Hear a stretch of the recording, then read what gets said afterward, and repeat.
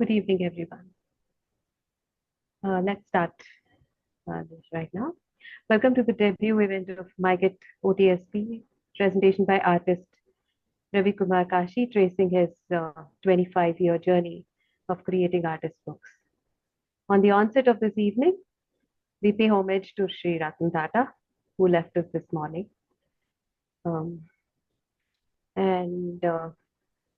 To begin with, I would just like to quote what Stephen Bury says about, he's an English art historian who says about artist books as books are book-like objects over the final appearance of which the artist has had a high degree of control, where the book is intended as a work of art in itself. So on the same page is a group which started in 2022. It is a coming together of individual artists from diverse backgrounds to create artist books, each edition exploring a single chosen theme. Democratic structure and self-curation being unique features, the collective has been striving to bring book art into focus in the mainstream art practices. Books thus have been created by the on the same page group of artists have been successfully exhibited twice in Guwahati and in Gurgaon. MIC on the same page, or MIC OTSP, is a path that we have carved out to bring practitioners of book art to share their journeys, experiences, explorations, with the objective of building a strong fraternity interested in promoting artist books. Today, the first virtual presentation on MIC at OTSP, and we're ever grateful to Ravikumar Kashi to have encouraged us by choosing this platform to share his long association with artist books. Ravikumar Kashi is a Bangalore-based artist, alumnus of Kent School of Art and MS Baroda University. He learned handmade paper making from Glasgow in UK and Hanji traditional Korean paper making in Korea. He's a master of visual language and aesthetics, and he's been versatile, exploring a multitude of mediums to express himself. He's also an author and art educator. His artworks and books have been awarded many times. He's also had a host of solo and group shows in India and abroad. He's been practicing book art from 2000 and he continues to do so. This year, one of his books is a semi-finalist at the MCBA Book Art Prize given by Minnesota Center of Book Arts, USA. More information you can seek on his website. Before I hand over the mic to Ravi, some house rules. Your microphones will be muted for the duration of the presentation. There will be a question answer session after the presentation, during which time the viewers can use the raise hand option to help us unmute you for posing your questions. Over to you, Ravi.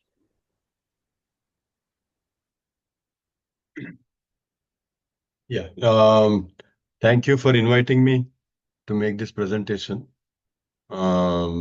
It's a pleasure to share what I've done in the genre of artist books over the years with an audience who are interested in artist book and then practicing themselves and creating some artist books themselves.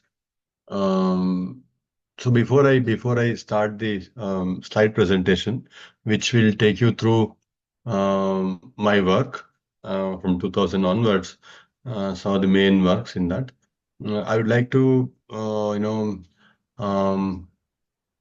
clarify because many people don't know what artist books are. I thought initially let us define what artist book is and what it is not. Artist books, like if you assume that a regular book is a word-based, text-based, author-written book, where the image may appear as an illustration or image may appear as a cover page, maybe some photographs inside, etc. But it is still, playing a second role, the visuals. So this is a area where artists have kind of taken over the book format and they're exploring what is possible in that. And in that sense, it's a very different kind of take on the book that you than what you see on a regular, bookshops and things like that. As we go along, we will see more examples of that. Artist book can take three forms. One is book objects, artworks which look like book, but you cannot turn them around. So there is always a reference to the book form, how the book looks, and or maybe some pages opened and things like that.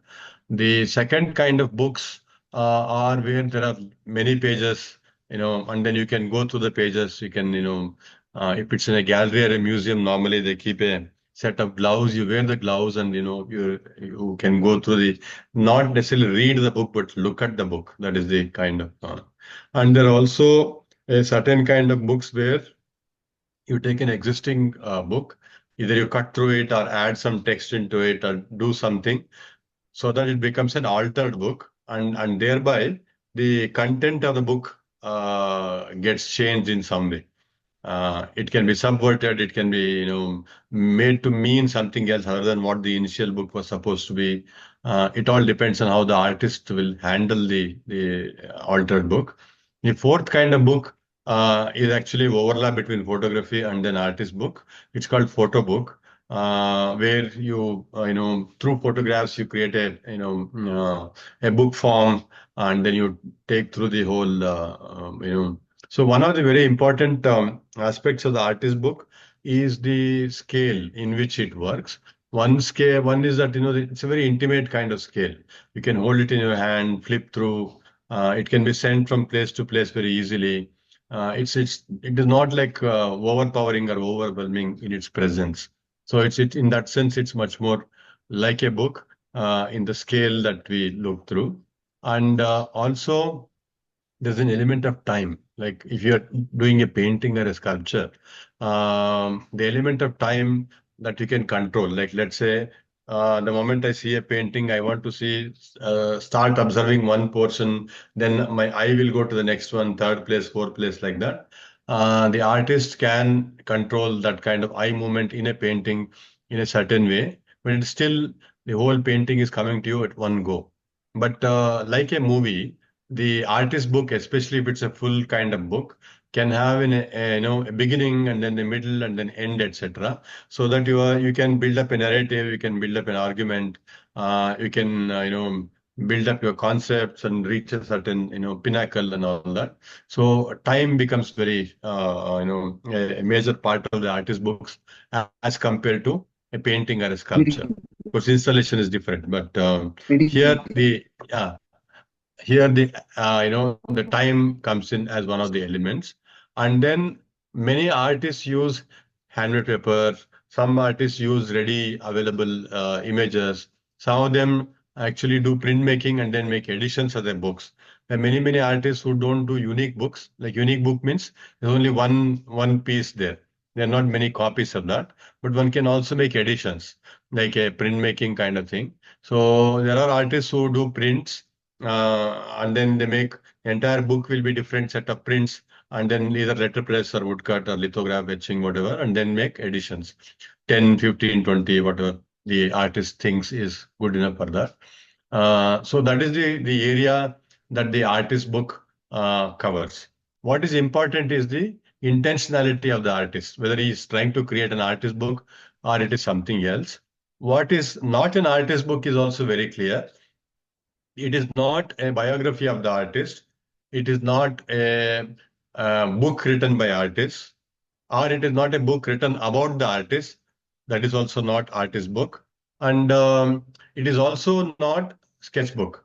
Like many people think, sketchbook is an artist book. It is not an artist book, because when you're doing a sketchbook, the intentionality is very different than creating an artist book. Just because it looks like a book and then there are some images in that, one cannot call it an artist book. So there are some limitations and framework, but it's quite fluid. Like some people may adopt a scroll kind of format. Some book artists may adopt, like how I have done, the old palm leaf manuscript kind of format. Or there are book artists who bring in the very idea of how a book has many ideas and many images and many metaphors. So they start bringing up, along with the book, there are boxes which are available. Then, so all this, if you go to the Minnesota Center for Book Art website, you'll be able to see many, many, many entries from different parts of the world, which have been submitted to them over a period of time. And that will give you a very broad range of the kind of art that is being done in the genre of artist books. So I would like to start my presentation with that note. Shall I start sharing? Yes, sir. Please go ahead. Okay, just 1 second. Let me know.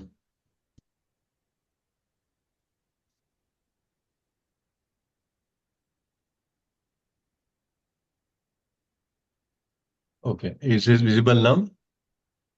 Shall I make it full screen? Yeah, you can make it full screen, sir.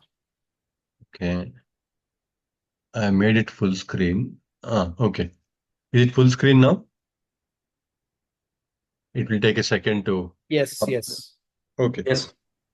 Okay, so great. So, as I said, I've been doing artist books from 2000. One of the first books, me, Archana, Santamani, and some of friends, we had gathered in S.G. Vasudev's house in Cholmandal for a week, and we were doing painting and all that. And then in between, I got this idea: what if I make something, in wood, like a book, like a sacred book kind of thing. And then there was a carpenter called Chandran. I requested him to make a stand, like I say, the kind of stand that is used for the sacred books, displaying sacred books. And then I used the MDF board. And then because we were near the sea, I got all this, fish bone. And then I started using epoxy resin and then putting it as part of the work and all that. And when I did this work, I had no clue that there is a genre or there is a certain kind of work which is called artist book.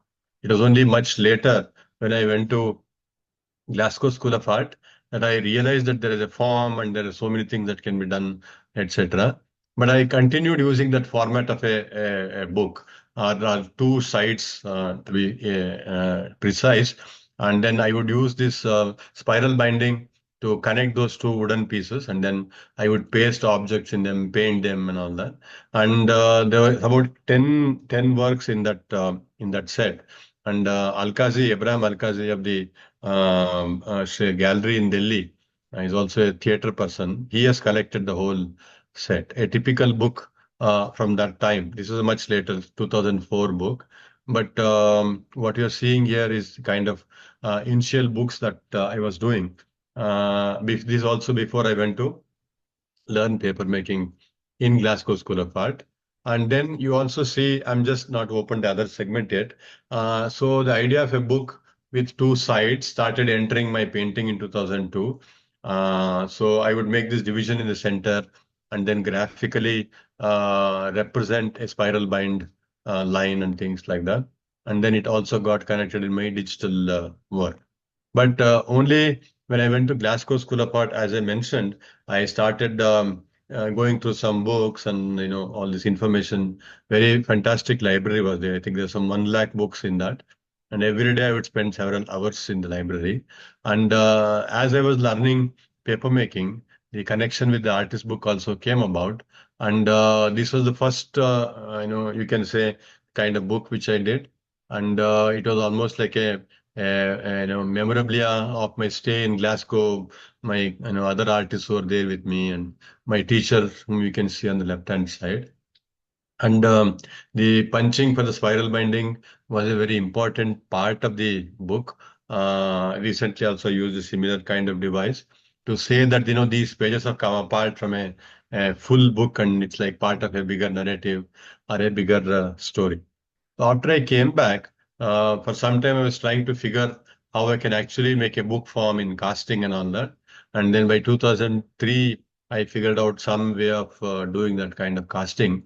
I took the actual book, made I kept this plastic lettering on them, and then I took a plaster Paris mold that will be in the negative form. And then I started putting the cotton rag pulp in that. And when the form dried, the book form dried, then I would transfer images using photocopy transfer method, and then I would write some text in that. So those were some of the early books, which also looks like a diary. So that was one of the initial approaches. And then the title for this is called "No Man is an Island," in the sense that we all are affected by each other's proclivities, and we can't stay aloof as an island in that sense. So this was the next big set of books which I did. This is in 2007 and 2008. Mind you, these were the time when the art market boom was going on. I was traveling everywhere, a lot of shows in various countries and all that. So the first set of this book, we had a preview in Bangalore. I think there are some 30 and odd books in this set. And then we took it to Santa Fe Art Fair, and then we also displayed it in Korea Art Fair. It received immense response from the viewers there. Just that the day we opened the show in Santa Fe, the subprime market collapsed in the USA. So the works didn't receive the kind of attention that it was supposed to receive. The title for the whole setup book was called Up Close. It was about looking at several emotions from very close quarters. So you will see some text is there. Normally the text which is raised like ready to explode here, that will become the anchor around which various kinds of things were organized. So part of it was drawn, and I would handwrite the text, and then also the photocopy transfer, some of the images were also done. So in this direction, I've done many books, and one book detail you can see here, and it went on for at least another 10 years or so. And even now I do this kind of books once in a while. And it's fun because it is like this stream of consciousness kind of methodology. Like I don't know when I begin the book what images will come together, how it will come together, etc. But you start from a starting point and then slowly find one's way through, and then making a almost like a mind map kind of book form in that. So then I said, can I do larger size books? And what if it's a colored book, etc. So taking that logic ahead, I started doing this almost like 3 feet by 4 feet size book. And then once the book is cast, then I would paint on that with acrylic color and pastels and all that. We had done some of these kind of books. All these books or in a way what the category that I would put them is the book object kind of category, because it invokes a book form, but you can't really flip through the pages and then read them. So in that sense, you are looking at a part of a narrative, and you assume that the narrative continues on both sides of the time scale. This was one of my very important books. I had gone to Korea by the time 2009. I had spent some time, a month or so in Korea, learning the Hanji paper, which is made from mulberry bark. And it's one of the toughest papers. It can survive for about 200 to 300 years very easily. So using that paper which I made in Korea, I made this book, and it's called Everything He Touched. This book was about Gandhi and the way we kind of connect with him.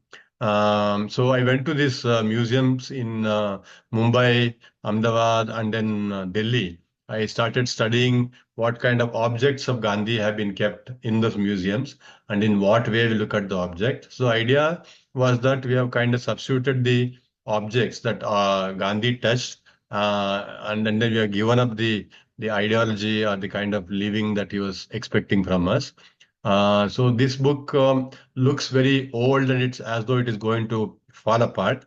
But that kind of effect is brought by using lacquer to bring the textured feel and all that.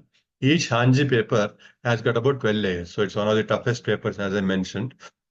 And this book can be flipped through, and then you can see the whole book. And if you go on YouTube, I think there is a video of how this book can be seen in all the pages.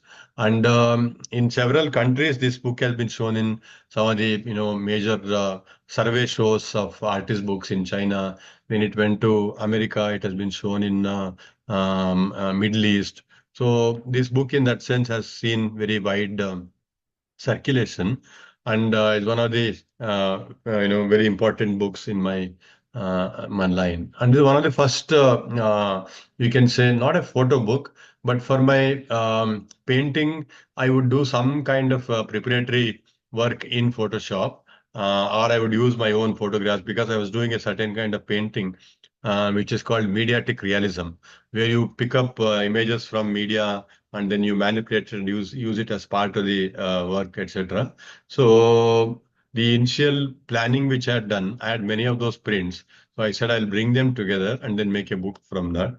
And it's a unique book with digital printing, and so the theme developed as the book developed. There was no prominent or very dominant theme when I was planning this book. So I was fascinated by the idea of palm leaf manuscript. So because that's the kind of book that the Indians know in their ancient history. So I said if I can take that format, how I can explore that. So I made that very specific kind of size Hanji paper, and then I put them together like a palm leaf manuscript book, and then I used tea decoction to bring that old look. And I started writing lines. I wouldn't call them poetry as such, but some text which talks about the idea of violence and how it has become part of the society and how it's growing, etc. And then you will see some of the drawings which were done as part of the whole work. I'll just read out if some of you can understand Kannada. It says, "ಹಗೆಯ ಬಿತ್ತಿ ಬೆಳೆದವಗೆ ಹೂಗಳ ಕಂಪು ತಿಳಿದೀತು ಹೆಂಗೆ.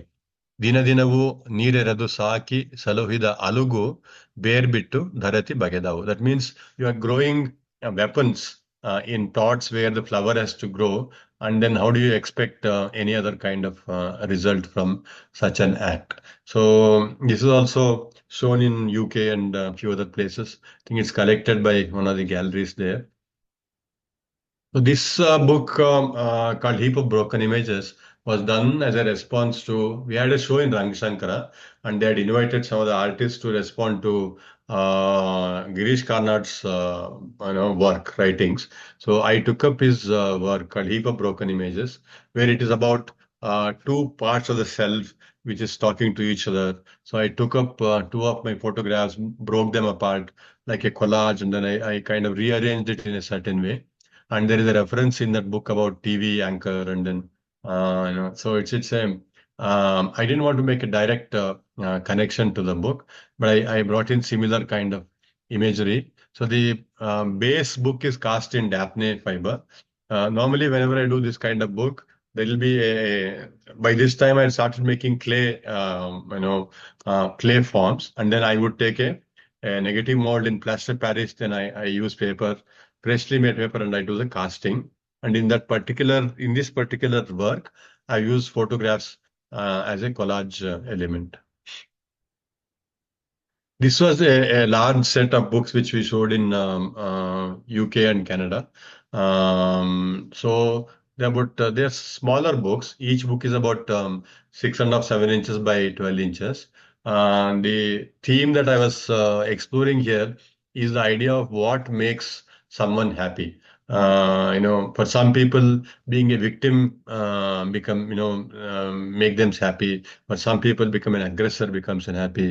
There are some people who want to eat or don't want to eat. So there are many kinds of experiences or incidents can make one happy. Like if you don't have water in your area, like when we were growing up in Malleshwaram, there's water shortage. So if the water comes in the corporation tap, that's a great happiness for us. So in that sense, I'm bringing reference to the idea of exploring happiness, and the central figure has this grape which is tied to his face. The more closer you go to the that, so it keeps going forward and forward. You can't really catch up with that. So it was in a way, it was also I was trying to bring in my imagery from painting into this kind of books. And yeah, so I got a commission in 2014 from a company in Bombay called Marico. And they wanted several books done for their office lobby. So I created all these books and some more on the other side on a theme of exploring the idea of six senses and beyond. The moment you start thinking about the senses and then the limitations, a lot more areas opened up. These are some of the close up of few books which I did for that. It was about seeing, hearing, and then the idea of insight came in. Looking inwards and the idea of truth and what is truth. All that started coming in, and this story of a Buddhist. This one where in the dark room there are several blind people who are trying to understand the elephant, what elephant is, and each one is coming up with its own definition. The elephant is in this way. So in that sense, then I came across the Jain philosophy of accepting that there are multiple truths and all that. So it is a very interesting journey of creating these books for that company. So then I used, I did few books where the imagery was already there, and I was bringing up some text. Again, I wouldn't dare call them poetry as such. Once I cross this line, there is no more me. I melt into you and lose myself. So I was creating this kind of typewritten kind of text along with the relief, that high relief that was part of the book. And this is another such book which I did. So this kind of book goes through several process wise. First, the whole thing is made in clay, and you take a plaster of Paris, mold, and then that will be negative. In that, the freshly made sheet is laid up, and then it dries for a week or 10 days, and then I do rest of the transfer or writing and all that. So this was by the time 20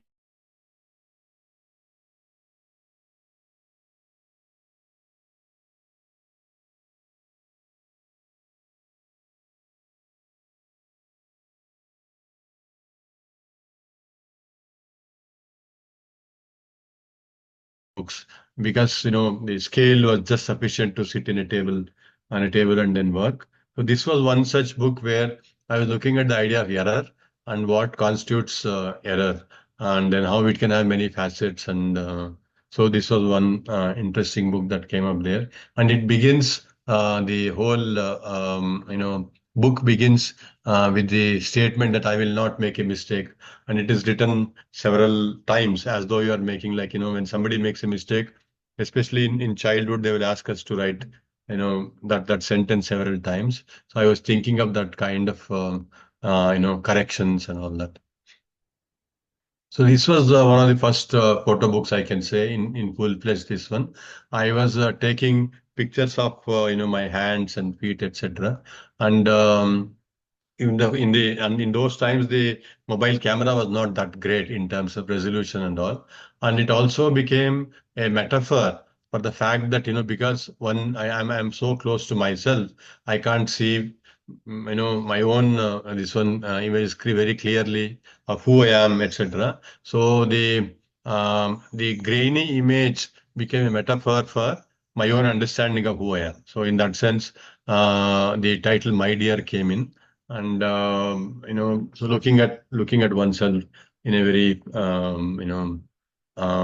grainy way, not understanding and so on. This was a set of 5, 6 books which I did. The show was curated by Lena Vincent, and so in this, what I've done is I have used, from time to time, I try to imagine what I would be if I was not an artist. So that is one kind of photographs I keep taking as a prank, and then if you look at the structure of the art world. Normally, as a beginner, as an artist, you start, showing your friends to your work to your friends, and they'll give you the validation. Then you have a show, then you get some more validation. Somebody writes about it, somebody buys it, etc., etc. And finally, you end up in the museum circuit. That is when you have a retrospective or those kind of thing. So the movement is from periphery to the center. And so what I've done is a series of books, and in each one, either I've entered the art world, like for example, the one book that you see here on the screen. I have just finished my art degree course. I'm not been able to earn enough. I go to a hotel, I eat, and I can't pay, so they make me wash, all the vessels and all that. And the way the story is built up, the people around are very, very specific people who the art fraternity will know. And there are places and then hotel names, etc., which are all which are all well known. But I am bringing in narratives which are not real and claiming it to be a truth. So that is this one here, because artists are very fond of narrating stories about themselves, and in that sense they create a kind of aura about who they are, where they came from, how much struggle, how much they came up, and all that. So these five books are about being in the art world in different positions. And the top left one, where I am a very successful artist, and I'm drunk one day, and I somebody says that I'm having an affair with his wife, so I punch him, and I'm arrested and all that. And the one on the right hand top corner, I'm a signboard painter, and I'm rejected by Chitra Sante, but I sit at the edge of Chitra Sante. I'm showing my work, and then somebody comes there and gives a card to me. They say that they're interested in my work, and the door opens to me to get into the art field. And in the bottom left, I'm a security guard, the fancy jewelry shops. So I've given the name here called Ganjam. It was in Gandhinagar, and there was a mural by B.K.S. Verma. And then in this role, I am a security guard, but I want to learn art. And then Verma comes one day. I talk to him, and he says, "Come to my home, and then I will teach you and all that." So likewise, there are stories, and then you also know that the story is, again, it has a other two sides of the story are there, but that cannot be read. So in that sense, it is a kind of creating a alternative narrative to my own self, and then thereby trying to figure out who else I could have been if not this, and something else. So in one, I'm like a security guard for a zamindar, and in another, I'm a model in an artist's studio, so on. So it's very playful, and at the same time, it's also a kind of exploration of the idea of various possibilities that the life can offer. These two books were shown in Hungary, very small books.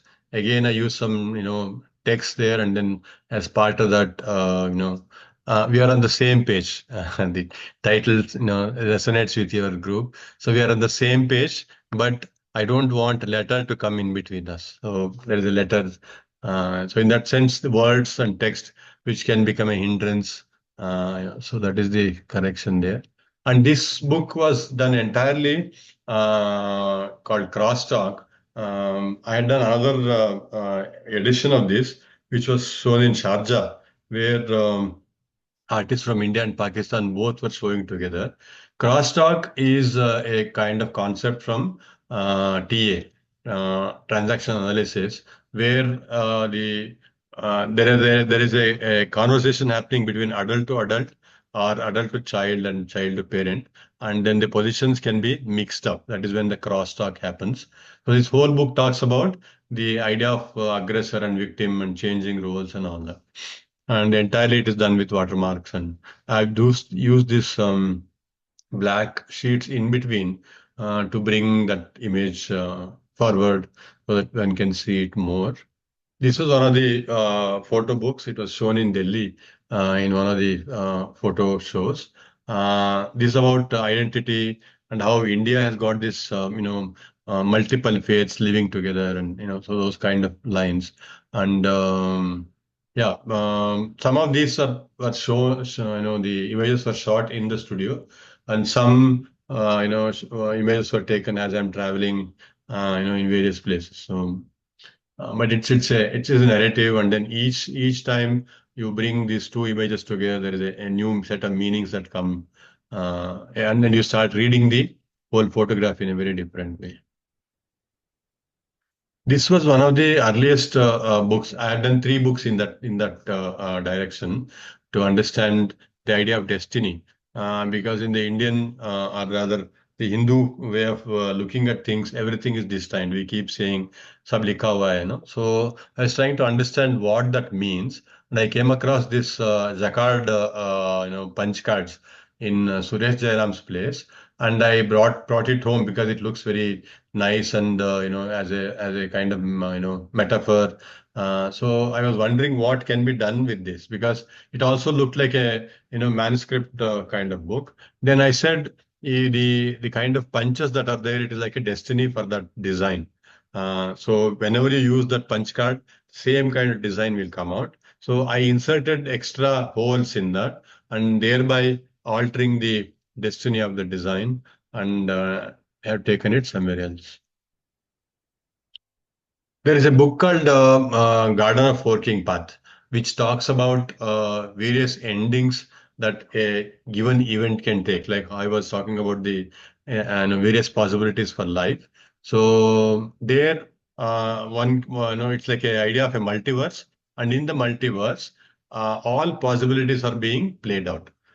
So here, what I've done is I've taken the image of a circle in the center, and in each direction, the circle becomes something else. And then again, it splits out into one more narrative. So, like that, the whole book grows into various non-linear narrative in a visual format. Again, this is one more book where it's like a central spinal card, and then from that the narrative starts uh, growing in both directions, and each narrative is different. One more detail I add, the story gets altered, and then I've also, because these drawings were done on the Photoshop, I've also done animation videos from this, where the circle keeps changing its form, and then in one it becomes a tire, and another becomes somebody's bald head, another it becomes a spectacle and so on. So in that sense, it was a very interesting exploration of what is possible from one simple beginning. This was shown in Italy. That is, there is a art book festival that happens in Italy and Spain, and I know the curator there, so she had invited me. And the particular theme for that year was, ecology, and then tending to natural, you know, growth and all that. So I made this book where I've given details about how to grow a plant from seeds, and then the sheet itself is made from plant fibers, and then the book is kept in a box which has got a glass casing in the front, and as though it's a, in case of emergency, break the glass. That is the whole concept of, in case of emergency, when everything is lost. And there were seeds which were embedded in between the sheet. Nowadays this has become very popular. Many of the invitations, wedding invitations are done on these kind of sheets where there is a seed in between the pages, and then you can plant it in a pot, and then you can grow and all that. So this was done long ago, where I had these seeds in between these pages, and then it also had directions of how to grow. So it was imagining a doomsday when everything is lost, and this book will become the repository of the knowledge as well as the material for further growth and rejuvenation. This was the only altered book which I have done. There is a lawyer company in Delhi called Anand and Anand. So they were commissioning these books by several artists. And the book I got was Standards of Weights and Measures Law Manual. So this is about all the exact things that one can measure. So I said, how do I alter this book? In what way? There's no point in cutting it all. So I started inserting conversations about beauty, about the idea of success, about the idea of status, and so on, which are very subjective and which cannot be measured so easily. So there are very of these conversations which are inserted in the book. I printed them on Garware film, and then I pasted them in that exact spot where I wanted them. And on the side, you will also see the kind of tags. So if you open that book, you can see a conversation about aesthetics. If you open another book, it's about the quality of life and happiness and things like that. So I was subverting the book about standards of weights and measures by inserting conversation about things which cannot be measured easily or which is very confusing in terms of quantitative measuring. This was another interesting book. The show was in America, and they said you have to use a existing container and do something with that. And then I used one of my students gave me this wedding invitation, and I said we all are like containers, and then much of the time we keep most of the emotions inside, and rarely it comes out. Even though you're smiling outside, there can be 100 troubles that are churning inside. So I got this various imagery, and then when you open the box and you take it out, what you see on this mustache and fire and all that, that is the final outcome of the book. And on the left, you will see the initial wedding invitation that was given to me. This book was shown in Korea and few other places. It's so that idea of using one image and then some kind of text that is next to it, and thereby altering the meaning of both. I have explored quite a lot. And this book says, "My cup of desire full of holes is forever leaking, waiting for a day of fulfillment." It's about this unfulfilled desire which keeps taking over your personality again and again. So I was, invoking that kind of status. This is about second book in that Book of Destiny series. So in this, what I've done is I've given the grid, and then each page has a different interpretation of the grid. It is like the kind of when you open the mobile, you have various options. You can draw that, and then your mobile will open. Similar kind of arguments are made here. So each sometimes when you are given various choices, either you take the choice or reject the whole set of choices, or you co-opt the situation, so on. So I was imagining various situations graphically, and I was trying to see the responses that one can bring into that. Then I made this final book, which is called "In My Beginning Is My End," and "In My End Is My Beginning." It has got this series of transparent sheets in which I have each grid I have given a certain set of choices I have made, and then all the choices together becomes the kind of image that you see on the right hand top corner. And there is only one pivot at the end of the corner, and the whole book can turn, all pages can be turned, and then it can come back to its original position, in the sense that some act or something that you did years ago will come back to give you benefit or haunt you or whatever. So your own set of actions and the result of that action, and then also this idea that every day you are adding some the choices that you make, that becomes part of the whole picture of who you are and then where you are going. So in a very visual way, I was trying to bring that here. So many of these books have very strong concepts behind them. Then I figure out what kind of form it can take, and sometimes I use my own freshly made sheet. Sometimes I try to find another material which can bring that. Okay. This I had this show called Silent Echo in Sumuka Gallery. As part of the Silent Echo show, I had done several of these kind of books, and then I made drawings on them. The idea is that the moment I keep two objects together, there is a narrative that develops, and then it starts inviting the viewer to make connections and then make stories in their own mind. So it's called non sequitur narrative. So there are about 10 or 12 books in this set. I've just shown you one of the examples here. This was the photo book which I did as part of the show. It's about the idea of shelf, and the idea of like if you go to somebody's house, you look at the showcase and then you understand something about the family through that. Or many of the things that you want to show to others, you keep on shelves. If you don't want it to keep it concealed. By exploring the idea of what is the shelf for an individual, what is the shelf for a society and a community and things like that. So it's a long book, but yeah, I also made an edition of that particular photo book. This was a book called Blindness of Division, and each sheet, and I also make drawings inside. Like for example, when you buy this, set of sheets from the street, you open them and join together. It becomes helicopter. Another can become, ship and things like that. So I started using the forms that I can see here, but I started bringing them together as a new form. So same choices, but same kind of material opening up into a new set of possibilities. I continued the argument from there. Together we can be something. The moment you start altering the gap between the words, new kind of meanings, new possibilities open up. And in this, it's a large book, and I made the text casting separately, and then I started pasting them on the main book, and then I used graphite on the text area in one portion to make it stand out. I had never done a book in wood, so I said, let me try doing some carving. So I did the carving of the book, and then the imagery was done like woodcut, though I never took a print from that.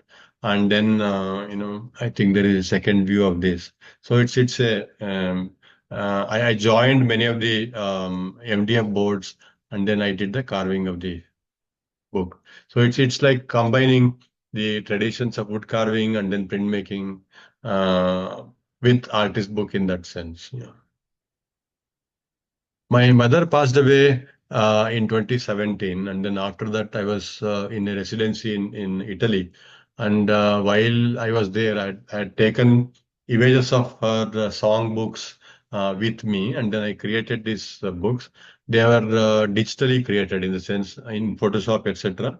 And finally, it was printed on an archival paper. Some of these are part of this show which I did in One Shanti Road a few months ago. So death is part of my one of the concerns which I keep coming back. Memory is another theme that I keep coming back.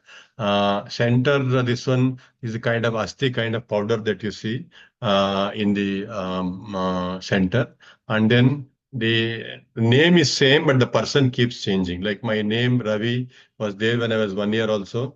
Even at this age, my name is still there, but the form has changed and the person has changed. So I was trying to look at all those changes which happen, and then it's also a kind of meditation on the loss or how the end comes.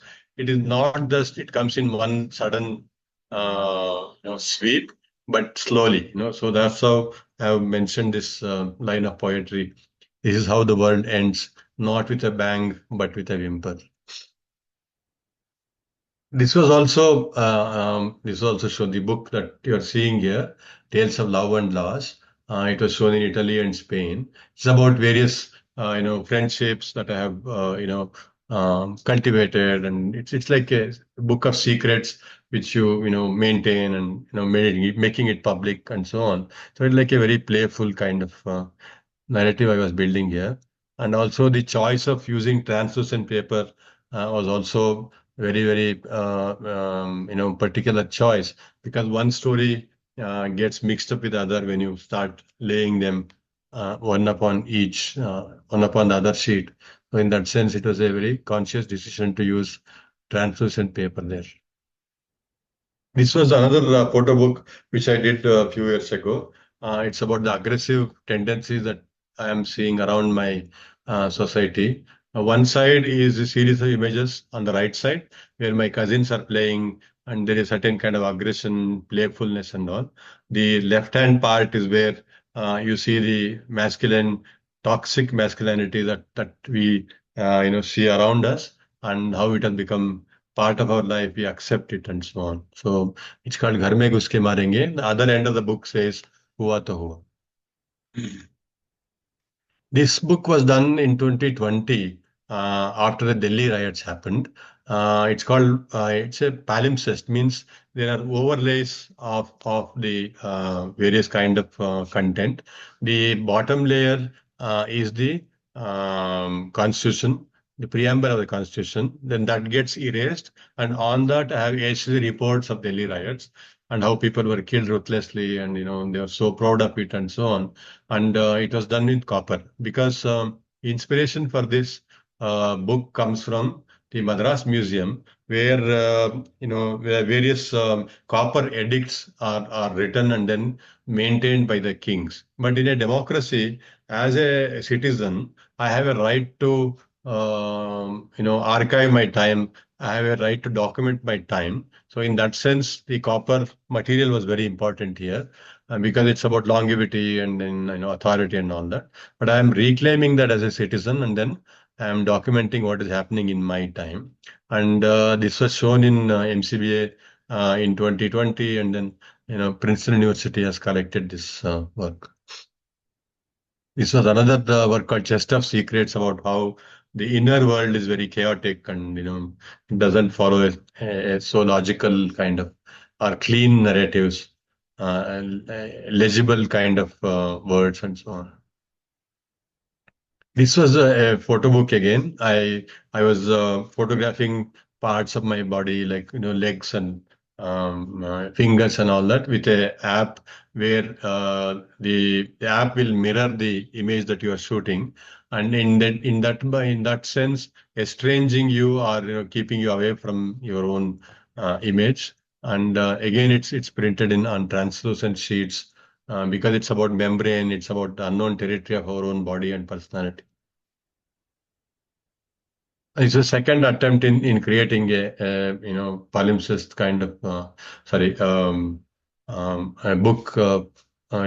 It's called Patterns of Polyphony. I had done a work in just few months before doing this work, where I had taken megaphone in different materials, and 50 or so different materials, and each material represented a certain mood, like anger, or jealousy and so on. So there are some things which I could not do in those materials, and I said I will bring those images here. The idea is that polyphony, that is multiple voices that are seen around me, recording them, creating metaphors, etc. The text is a gibberish, so you cannot read the text, but it looks like one of those old manuscripts, where something very important is written, but you can't decode and make a sense of that. This was an important book in the recent times. It was called My Father Said. After my father passed away, I did this book, and it has got two sides of the conversation. What my father said and how I responded to his sometimes direct statements, sometimes indirect suggestions. So, like he said, cut your hair, then I would cut the hair. He says, do this, but I won't do that, and so on. So it's like a two sides of the conversation. The paper itself was made from the white panche cloth he would wear on a daily basis. And then I am born and brought up in Brahmin community, so Brahmins wear the sacred thread, which I have removed long ago. So I use the sacred thread. First, I make a sheet of paper, and then I keep this, Janivara thread, and then I make one more very thin sheet, and then the Janivara thread is sandwiched in between those two sheets. The idea is that on the left-hand side, you see these parallel lines, which look like a regular rule book. And the right side, when I'm responding to his, statements, if I agree with him, the line will continue as a parallel line. If I don't agree with him, then it goes all over the place. And he had also written, I found a diary where he had written about me and my education and all that.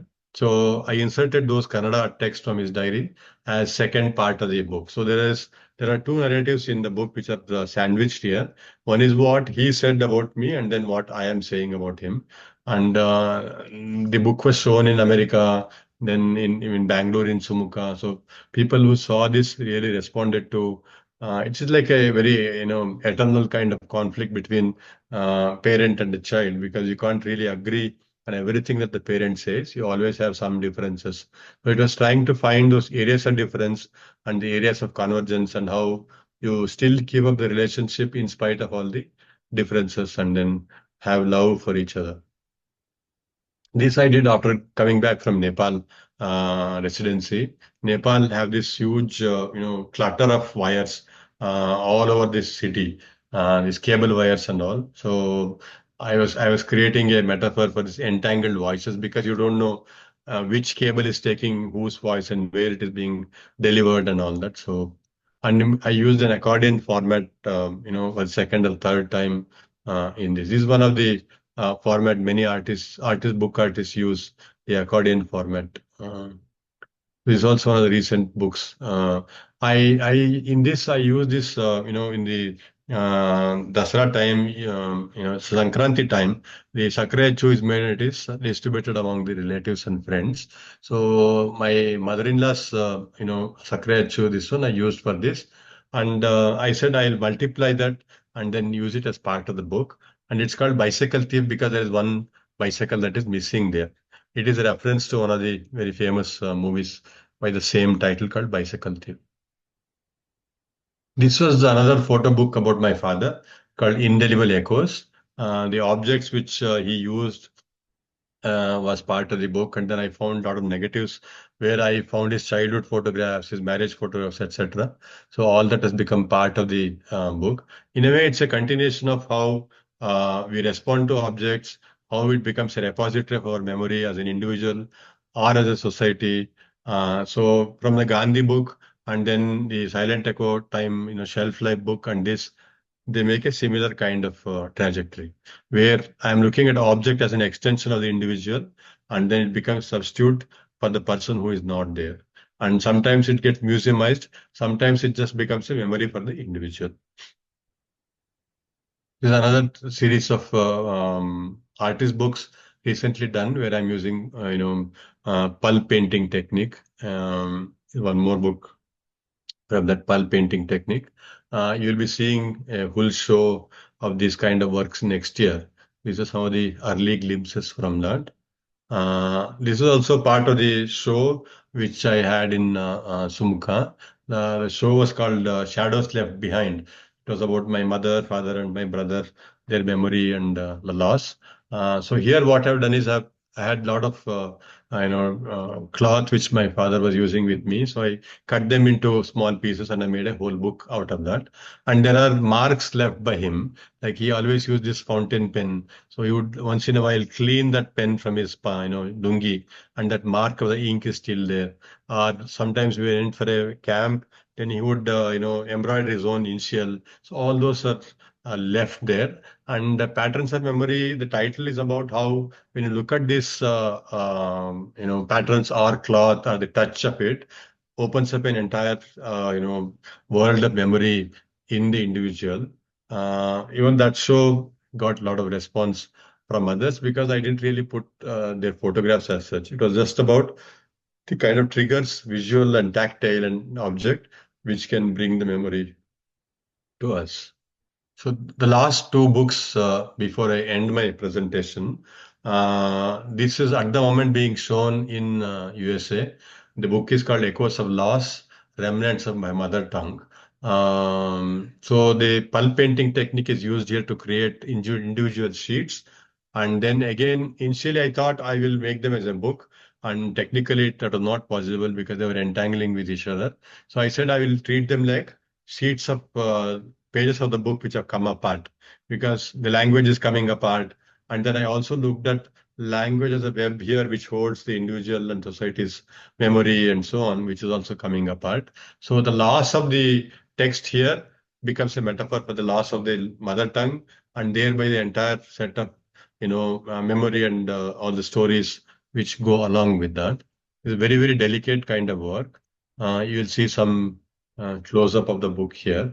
And also the reference was sometimes when you're restoring old books, whatever part of the book what part of the sheet that you get, you arrange them so that you get a picture of the whole sheet. So I was trying to get that kind of sense when only parts of the sheets are put together and then you're trying to imagine the whole. So the anxiety that comes across in this book is an anxiety that as a Kannada speaker, I see in the present day city where Kannada is becoming less and less spoken. The next generations, they don't speak Kannada at all. So there's this loss, huge loss that one is witness to at this moment after the globalization and the migrants from other parts of the country and other parts of the world have come in. So I wanted to create a visual for that kind of loss. The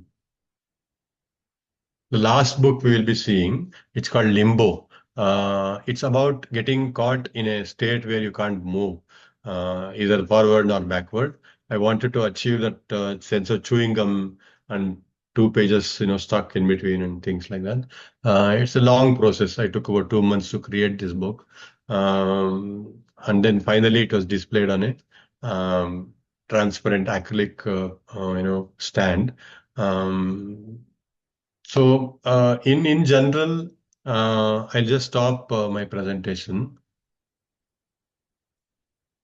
In general, since you have seen the kind of range of books that I have done, I use many techniques. I also sometimes it's very visual, sometimes it's highly conceptual, sometimes it's a combination of the two. Sometimes it can be very emotional, and you find a metaphor, visual metaphor for that. So there are many, many different directions that each of these books take. And I have a MA in English literature. I write a lot in Kannada and English. Our house is filled with books, and I make my own paper for my other work, other kind of work, etc. So I think all of these have come together in these books because you can see some text. Sometimes the text is there but not readable. So constantly I'm referring to the idea of a book as a repository of memory, as a repository of narratives, of stories, of various experiences and voice. So I use these books as a kind of medium or image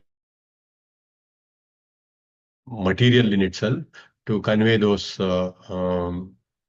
ideas and emotions. I think I will end my presentation there. PV, hello? Yes, sir. Yes, sir. Yeah, We so it's almost 1 hour. yes, We can, very much yeah, on time. on time, yeah. Okay. Yeah, so we can take, of course, I know that you had listed some set of questions 2 days ago to me on the group. I hope I have answered some of those. And if there are still, questions, I'm sure there will be many questions.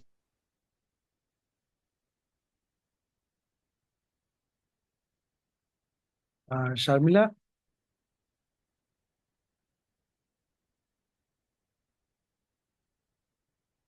Questions that we got as of now. I think we can also open the space to the audience to ask the question. I think, A Vivi sir, can question? you just check? We Yeah. have a question in the chat box.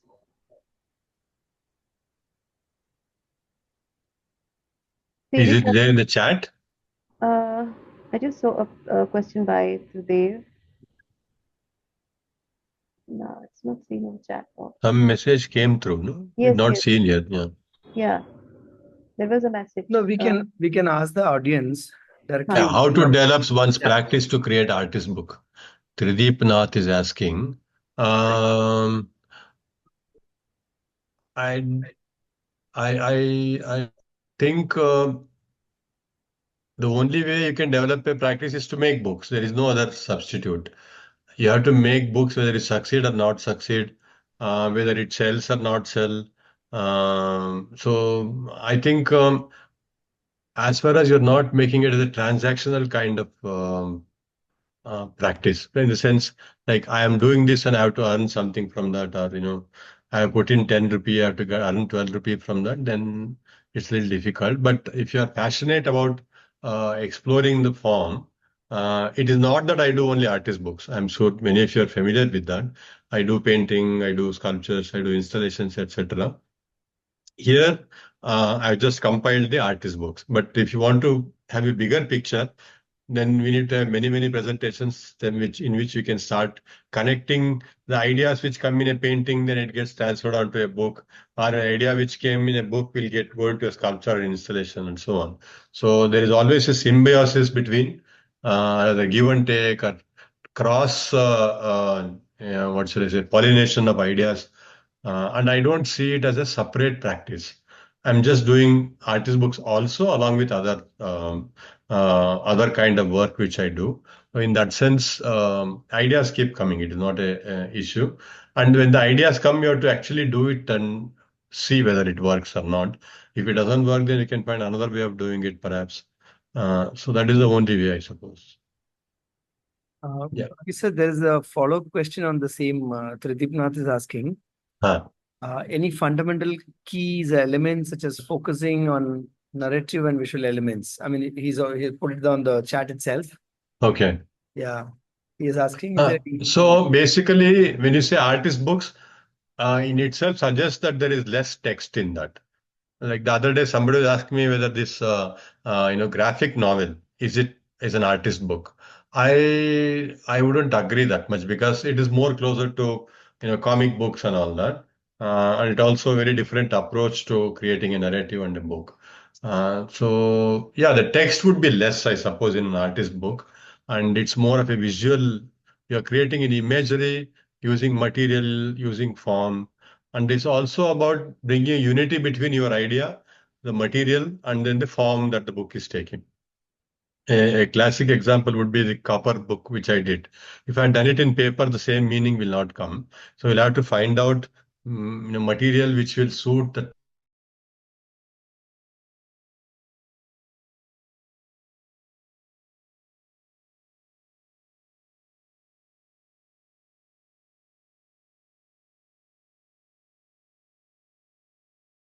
book, like how you have decided your material.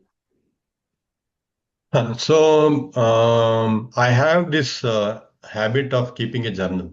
Some of you have come to my studio, might have seen that. In the last, again, 2001 onwards, the last 24 years, I maintained this journal of ideas. Normally, first, the initial seed of an idea comes to my mind, whatever I'm doing. So then I write it down. Then sometimes I do it immediately. Sometimes it takes years to actually make a book out of it, because you may not be ready or you may not know the actual way of doing it, or you try something and it fails. So it is not really like I decide today and tomorrow I do the book. It doesn't work like that. Sometimes it happens quickly, but sometimes it takes quite some time, a lot of failures also. So it may be an interesting exercise to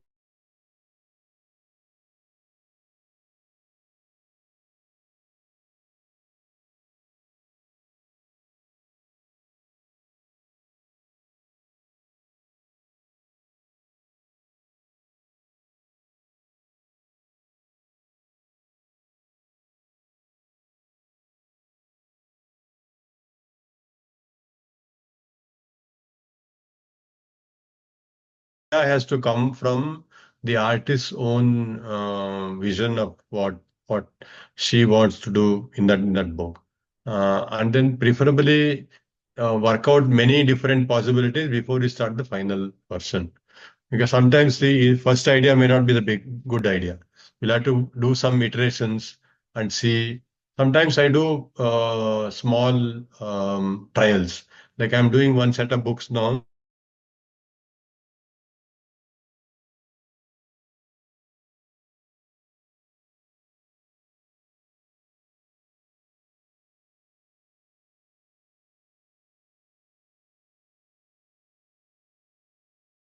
Or the experience of another book to this present book, because it demands a certain kind of presentation and treatment and so on. So it depends on the idea and then what is it you are trying to convey. There's one Thank you. question from Haripriya. Hmm. So she's asking, what are your thoughts on a digitally painted and printed book that can be mass produced and they are not exclusive? And she's also Yeah, thanking for that. the mass making an edition is not a problem. Selling it in mass is also not a problem. The I would go with this one. What is it you are trying to do with the digital technique, digital medium? How does it fit your imagery? Is it really helping the imagery, etc.? So in terms of medium, there need not be any kind of boundary as such. It's an open field, so you can try anything. So nobody is stopping you if you do it in a digital format. But there are thin lines.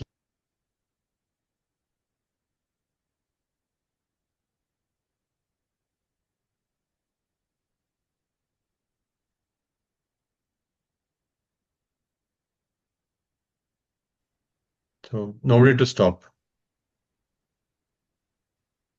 Yeah, I have one question. If there's any this one. So when Okay. you're starting up with any project, I mean, I saw one jacquard and then I was so surprised. Yeah. Sitting in Kanchipuram, I see this every day.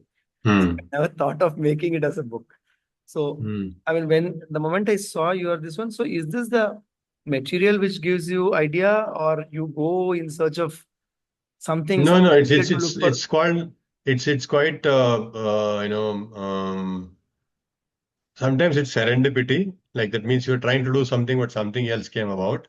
I went to Suresh Jairam's place one day and I saw this. He had used it to cover the sunlight which streams through in his windows at 4 o'clock in the evening. I said, I'm taking it. So I got it home. Almost for a year, I didn't know what to do with it. Okay. Then it's sitting there one day, oh, it occurs. Oh, now I was also doing a exercise with my students in RV College. We were looking at the idea of, repetition and then analog kind of coding. Like CNC machine earlier had these long strips of coding, which would actually run the machine before the digital thing came. So Hmm. then if you go to the market, you also see this drum roll kind of Rangoli, roll. You put the Correct. rangoli inside, you roll it, the same design will come multiple times. Then, so I was doing this exercise with the students where they take the rangoli pattern from their study in the residential areas, and they convert this kind of drums where the image can be repeated again and again. Then at that time, it got connected with this material and this book, and then okay, now I can do something with that. So teaching, if you are very actively doing it, it brings in a lot of ideas to the studio. Or sometimes studio idea gets experimented on the students and then you get some results from there. Okay. So Okay. there is no one place. There's nothing like, okay, I get the idea first and then the material.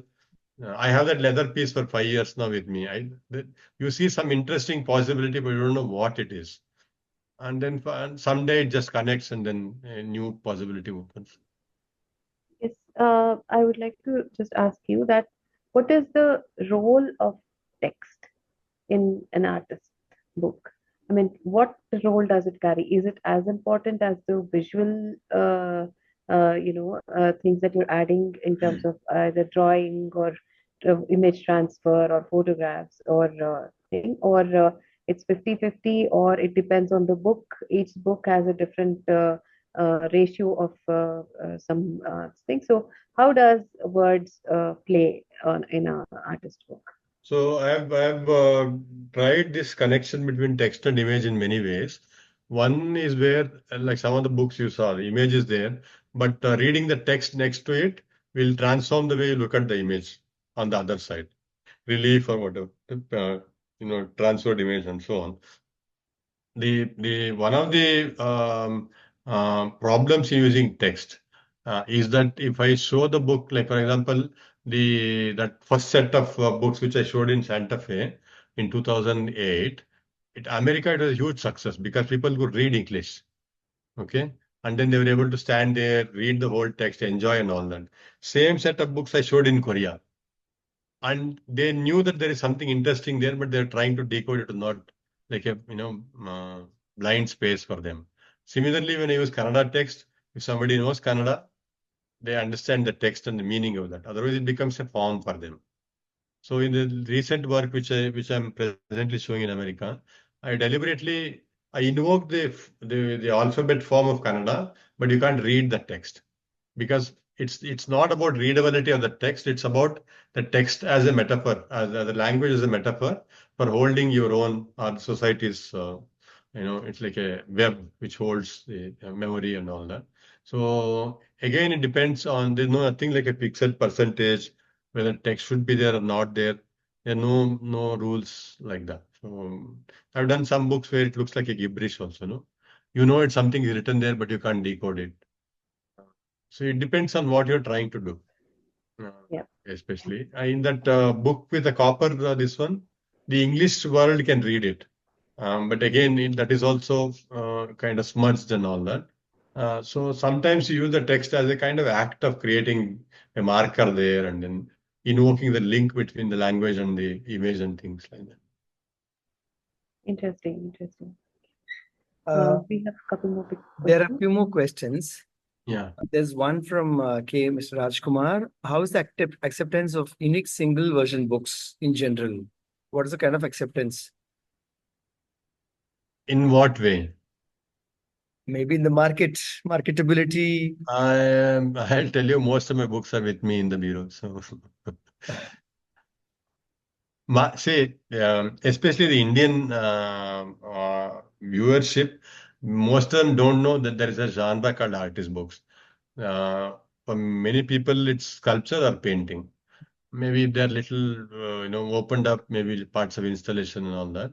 Artist book as a genre, as a kind of, interesting coming together of many disciplines is not well known in India. So it's very difficult. But people who know, sometimes for the first time they're seeing, they understand that it's an interesting format and all that. But buyers still prefer, most of the buyers, I would say, still prefer a painting. And see, Okay. the any artwork has got many values. It has got aesthetic values and meanings it can bring and so on.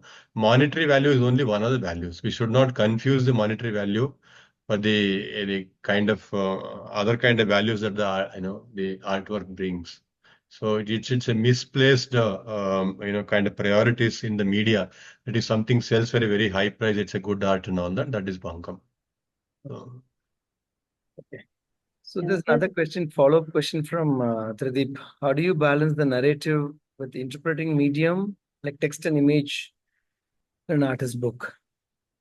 balance as in, there is the word I used, unity, if I'm trying to say something about transparency, then I need a material which supports that.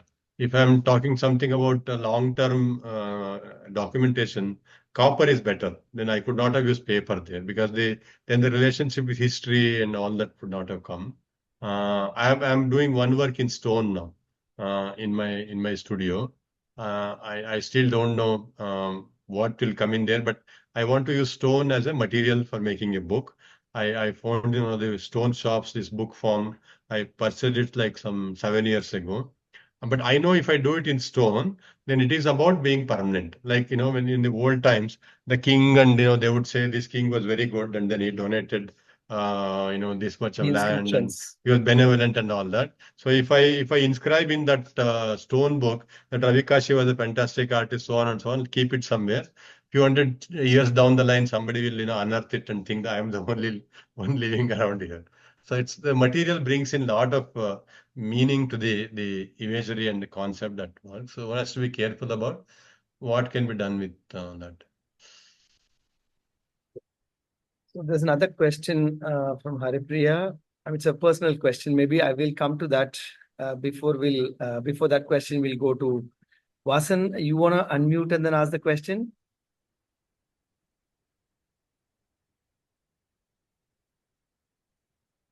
Vasan, you there?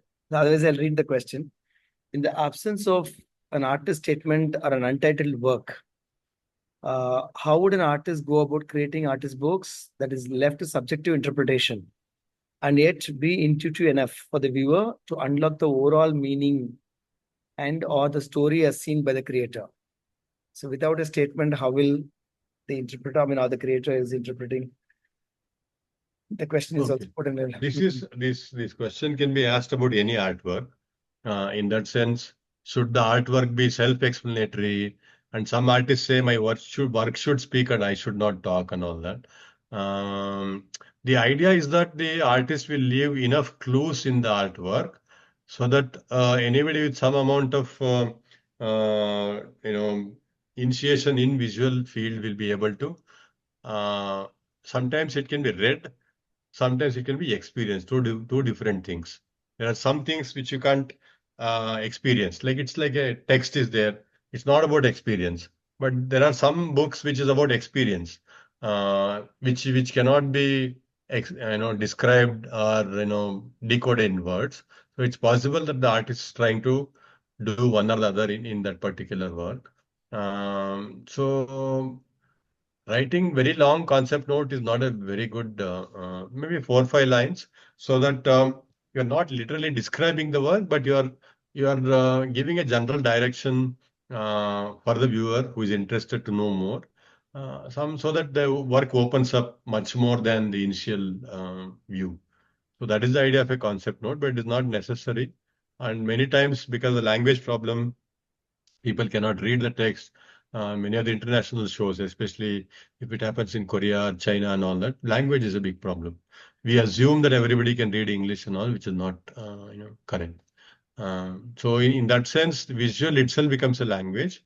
The imagery becomes a language which can be decoded or experienced by people. But there is always a subjectivity that you have mentioned about. There is no way that the viewer will read or understand the work in the same way, right? So he or she will bring her own experience, her own framework to the work, and then they kind of perceive the work in that sense. There was this poet called Ashok Vajpayee. He once said in a seminar that 50% of the truth is created by the artist, and the viewer will bring her 50%, and then the experience is created. So, in that sense, the artwork is a very inert material where the artist has tried to charge with some amount of, either idea or emotion and all that. If the viewer can bring her own set of similar understanding, then it will open up. I'll just give you an example. That shadows left behind work. The show that happened in Manshanti Road. It was about loss and losing, close people, close, relatives and all that. And people started crying in that show because it was able to bring a certain commonality between their loss and my loss. So sometimes it happens very effectively, sometimes it doesn't. But it's you can't really make it happen in that sense. So even though you are giving the same kind of attention for all the works, some works succeed much better than the other. Okay. Sharmila, Pranjit, do we have sometime 5 minutes? It's Yeah, already yeah. 7.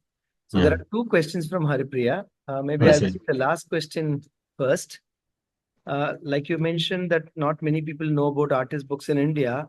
For an artist starting out in this format, could you tell us which open calls and galleries are inclined towards artist books in India right now? Any gallery names, references, maybe for the budding artist who's exploring this format? Okay. One question. So Hmm. I'll read the other question also. Maybe we'll take that as the last question. Yeah. If there are any other questions, please. Yeah. So the other question is about, were you not vulnerable sharing these personal experiences about your parents?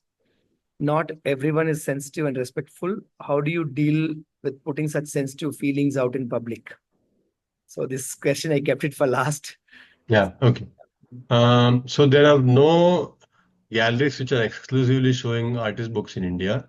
There are no open calls, nothing. So only some 5, 6 artists who are doing some set of artist books that do in a very long duration, and I'm one of them.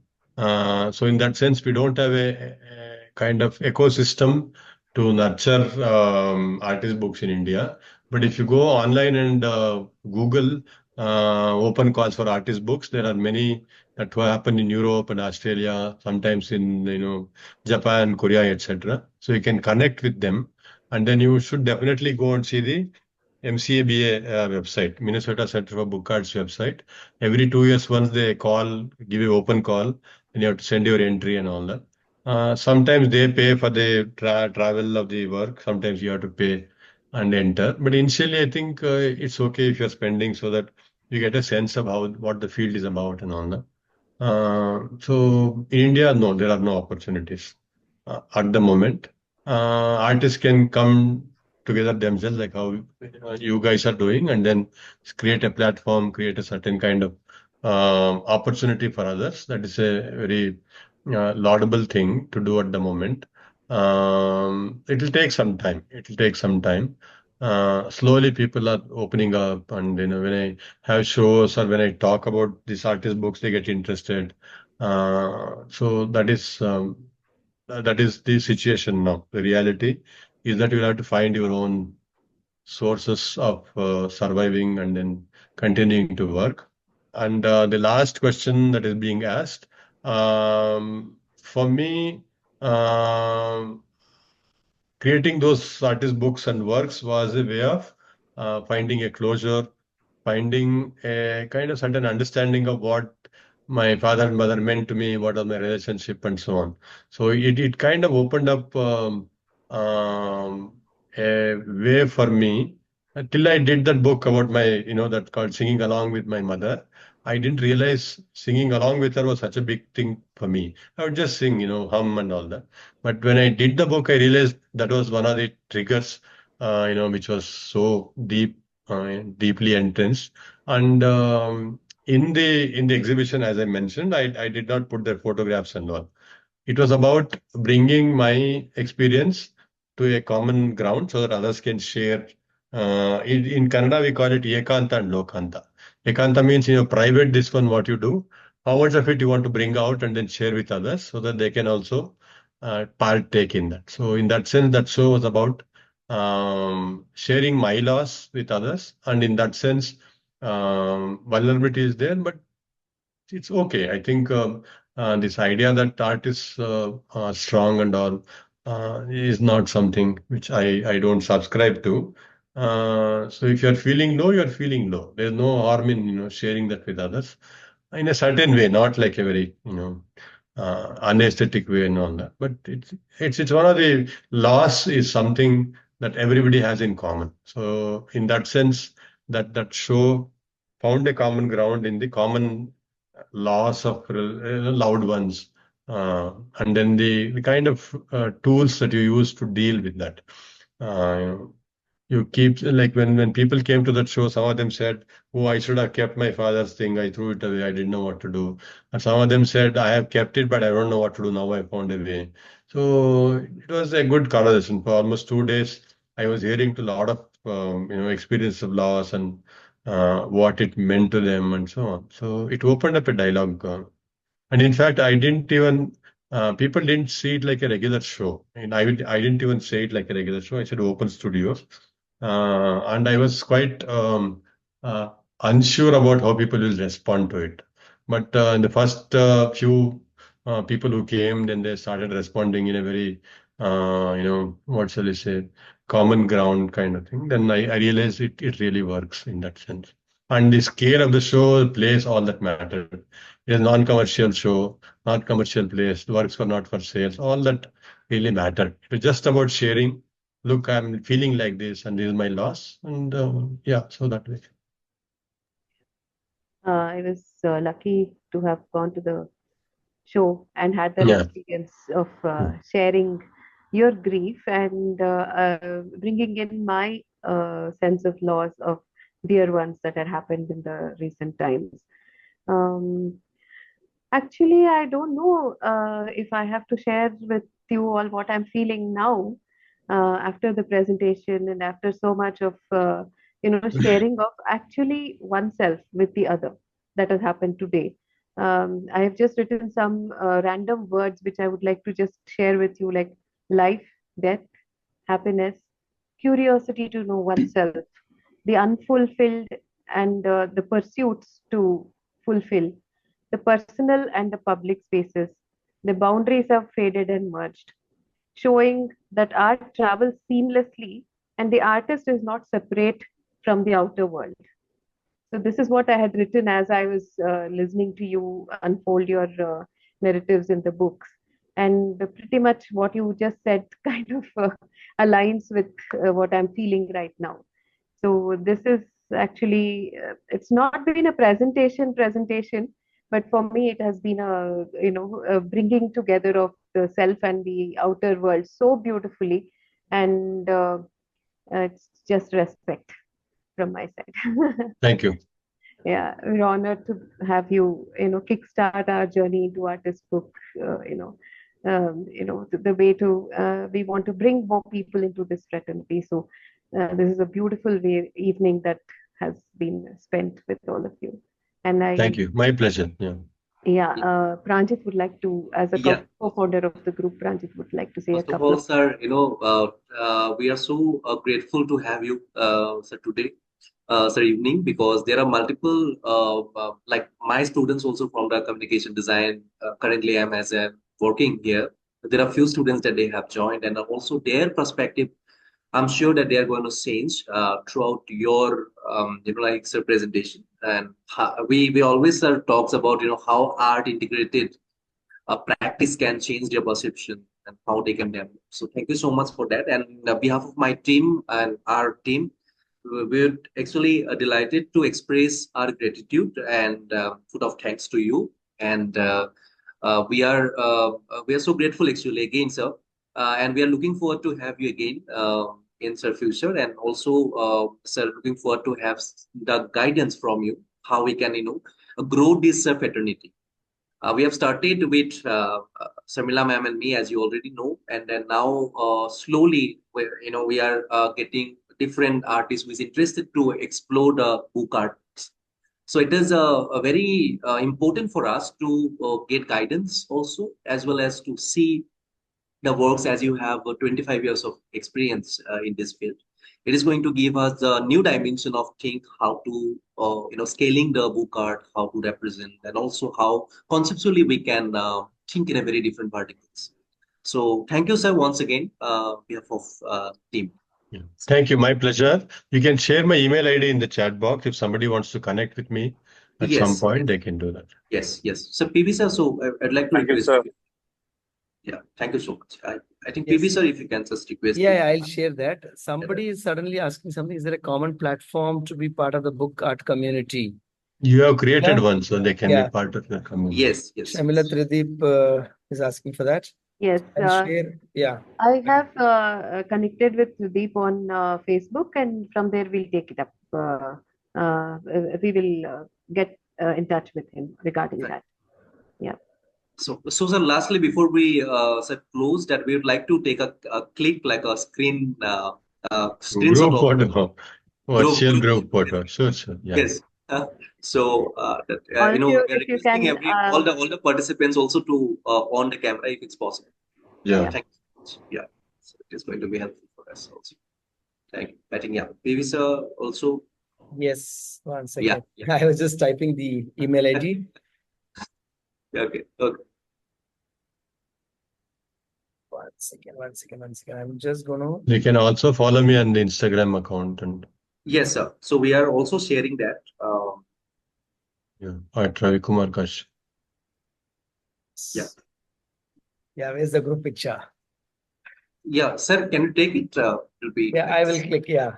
All right. Okay. Okay. Great. Everybody is not. Yeah, everybody is not there. Some of them are still not opened up, Yeah. but it's fine. Okay. Wonderful. Thank you so much. Thanks a lot. Yeah. Thanks, everyone. See you. Bye. Thank you, sir. Thanks a lot. Thanks, sir. yeah, good night. Bye, sir. Yeah, have a nice festival next 2 days. Thanks. Bye.